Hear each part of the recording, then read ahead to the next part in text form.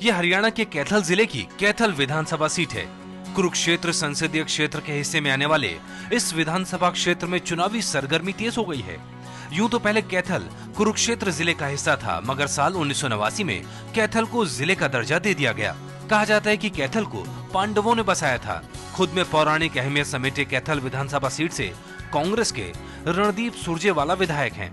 साल 2009 में उन्होंने इंडियन नेशनल लोकदल के उम्मीदवार कैलाश भगत को करीब 22,500 वोटों से शिकस्त दी थी। स्थानीय लोगों का मानना है कि 2 बार से विधायक रहे रणदीप सुरजेवाला ने यहाँ विकास के काम जरूर किए हैं, मगर वो जनता से सीधे सीधे जुड़े नहीं हैं। कुछ इलाकों में बुनियादी सुविधाओं की कमी, पीने के पानी की समस्या अहम चुनावी मुद्दे हैं। फिलहाल बीजेपी, कांग्रेस, INLD सभी पार्टियां जीत के दावे कर रही हैं, मगर कैथल विधानसभा सीट पर किस पार्टी का परचम लहराएगा इसका पता 19 अक्टूबर को लगेगा, यानी चुनाव के नतीजे का इंतजार करना पड़ेगा।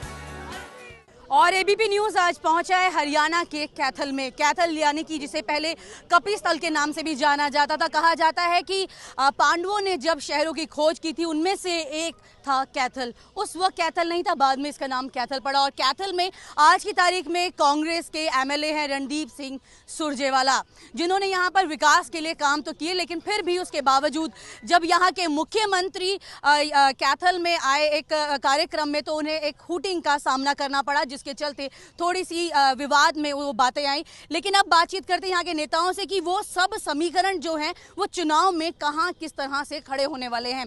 बातचीत करते हैं यहाँ पर कांग्रेस से ईश्वर नैन, जो कि युवा किसान कांग्रेस के स्टेट प्रेसिडेंट हैं। बीजेपी से राजपाल तंवर, जो कि जिला अध्यक्ष हैं।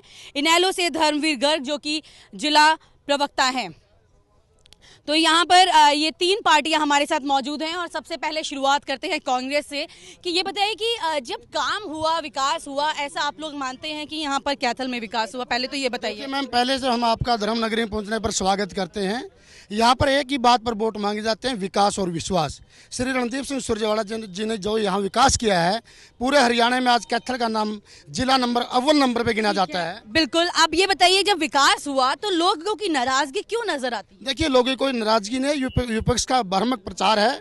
इंडियन नेशनल लोकदल ने, चाहे बीजेपी हो चाहे हज हो, इनकी ना कोई पॉलिसी है, ना कोई कैथल जिले के बारे में विकास की बात कहते हैं। केवल एक ही नारा कहते हैं, लोकदल के लोग कहते हैं, अगर हमारे नेता को जिताओगे तो जेल से बाहर आ जाएंगे। युवाओं के बारे में और विकास के बारे में कोई बात नहीं करते। ये इनेलो के बारे में ये बात कह रहे हैं। इनेलो और कांग्रेस के बीच में कड़ी टक्कर यहाँ पर होती रही है। इनेलो से बात करते हैं।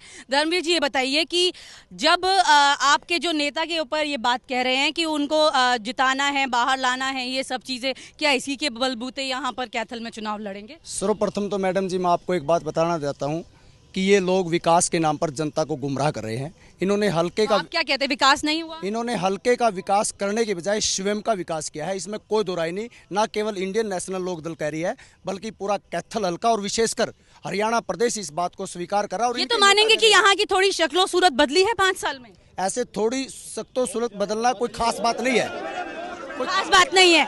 चलिए बीजेपी से पूछते हैं, वो कह रहे हैं कि शक्ल सूरत बदलना खास बात नहीं है। ये बताइए राजपाल जी कि जब नरेंद्र मोदी यहाँ पर आए, उन्होंने यहाँ पर बतौर प्रधानमंत्री जब वो यहाँ पर पहुंचे, 4 लेन हाईवे जो है उसका उद्घाटन किया, उस वक्त में मोदी की नारेबाजी यहाँ बहुत हुई। तो अभी जिस तरह के उपचुनाव में भी रिजल्ट्स आए हैं, कुछ खास नहीं कर पाई बीजेपी, तो क्या अभी भी आपको कैथल से उम्मीद है कि बीजेपी मोदी के नाम पर ले जाएगी वोट? कैथल की जनता में बड़ा आक्रोश था 10 साल के शासन का, और वो जो मोदी जी आए वो आक्रोश ही लोगों का सामने आया हुड्डा के खिलाफ वोटिंग करके। यहाँ विकास नहीं हुआ। विकास हुआ है मंत्री और उसके चेतों का या कैथल से बाहर के लोगों का। कैथल के लोगों का कोई विकास नहीं हुआ। जैसे क्या क्या चीजें?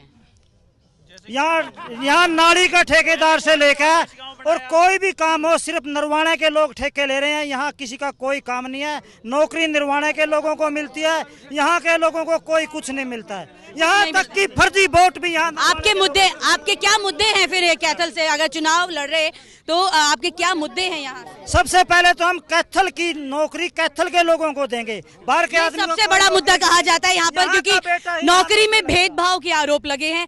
रणदीप सिंह सुरजेवाला जो दोबारा से मैदान में अपने लिए तैयारी कर रहे हैं, ये बताइए कि ये वाला भेदभाव जो है क्या मिटा पा रहे हैं वो? देखिए मैडम, मैं ऐसा कहना चाहता हूँ, रणदीप सिंह सुरजेवाला के आने से पहले यहाँ नौकरियां बेची जाती थी या नौकरियां ली जाती थी। रणदीप सिंह सुरजेवाला ने 5,500 लोगों को साढ़े पाँच हजार लोगों को नौकरी दिलाई है। पहला ऐसा हल्का है आज़ादी के बाद यहाँ पर 5,500 लोगों को रोजगार मिला है। विकास की बात कहूँ तो यहाँ polytechnic college, universities, management college और यहाँ पर विद्यार झील, यहाँ पर ठीक है, ये बताइए कि अगर रुकिए, आपके पास आ रही हूँ, ये बताइए कि जिस तरह से विकास की बात कर रहे हैं, रुक जाइए आप, रुक जाइए, बात करते हैं, रुकिए। ये बताइए कि यहाँ पर कॉलेज की बात की जाए, अस्पतालों की बात की जाए, रुकिए आप, कहाँ से कितना विकास किस किस तरह का नजर आया? सर्वप्रथम तो मैडम जी मैं आपको एक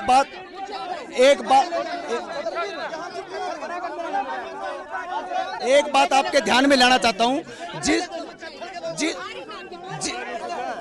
एक मिनट यार, सुन तभी, एक मिनट रुक तो जा रहे। यहाँ पर जिस तरह से माहौल है उसके हिसाब से लोगों से पूछते हैं। ये बताइए कि यहाँ के युवाओं के मुद्दे क्या हैं? एक्चुअली मैम ये लोग, एक मिनट आप तो चुप हो जाओ। ये लोग इन्होंने नारा दिया विकास में विश्वास। ये लोग तो विनाश में विश्वास रखते हैं। ये लोग तो इतने खतरनाक लोग हैं। ये लोग को रेहड़ी वाले को उठा के बाहर फेंक देते हैं। इनका बस चले तो निर्वाणा का नाम ही कैथल का नाम निर्वाणा रख दें ये लोग तो। क्या कैथल में कोई ऐसा नेता नहीं था कि जो रणदीप सिंह सुरजेवाला को रिप्रेजेंट करे? आज जो यहाँ पे रणदीप सिंह सुरजेवाला जी को रिप्रेजेंट करने के लिए भेजा गया वो भी नरवाना से है। नरवाना से। यहाँ पर अगर पूछे ये सवाल, मेरा मकान, मैं पिछले 5 साल से इधर रहा 348/12